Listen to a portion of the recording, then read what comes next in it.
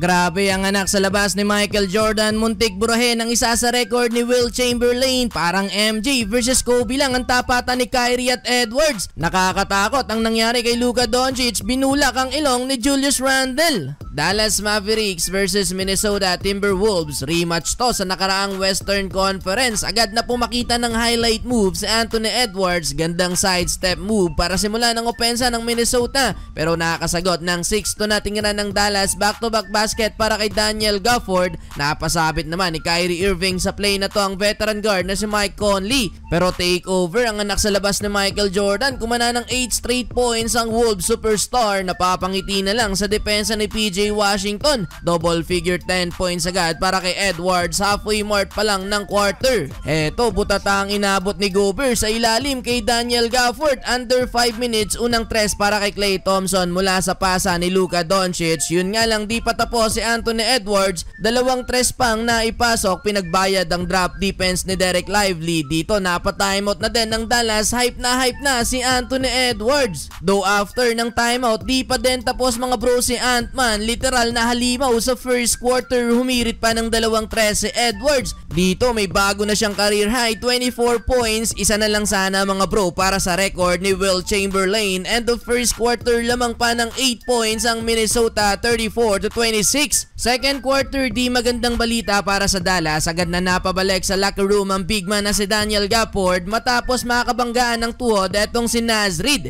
Nagsisimula na ding uminit ang opensa ni Uncle Drew. Layup at tres ang kinana ni Kyrie Irving. Double figure na para kay Kai. Pababa na din ang lamang ng Minnesota. Under 7 minutes pa nang ibinalik sa Edwards. Kumana na din si Luka Doncic, 6 straight points. May nakatrash tukan pa na fan etong si Luka. 5-minute mark lamang na ang Dallas sa back-to-back basket na to ni Derek Lively. Nakapukol pa ng tres si Klay Thompson. 54-49 ang talaan. Good news, nakabalik sa laban si Daniel Gafford, pero dahil sa kanya, muntikan ng ma-injury si Anthony Edwards nang matapakan ng paa ni Daniel Gafford. Bumuhat sa Minnesota itong si Julius Randle, hitting 6 straight points last 2 minutes. Si Luka Doncic naman ang di magandang lagay ng matuhudan sa likod ni McDaniels. Di sadya mga bro, pero di kaya ni Luka bigyan ng bigat ang natamaan na tuhod. Doon nakapagtala pa ng 2 points si Doncic bago bumalik ng locker room. 13 points for Luka Doncic, lamang pa ng 2 points ang Dallas, 61-59. To start the third quarter, kahit di komportable, ilalaro pa din ni Luka Doncic ang kanyang tuhod. Yun nga lang, natin to nating run agad sila ng Minnesota, pero buti na lang, take over mode na ulit si Kyrie Irving at muling binura ang kalamangan ng Minnesota matapos kumana ng 8 straight points. 18 points na so far para kay Uncle Drew. Di makabuta si Luka pero kumana sa tres ang second unit ng Dallas, Spencer Dinwiddie at Quentin Grimes. Last 2 minutes mga bro, si Julius Randle naman ang napabalik sa locker room nang matamaan sa mukha ni Najee Marshall.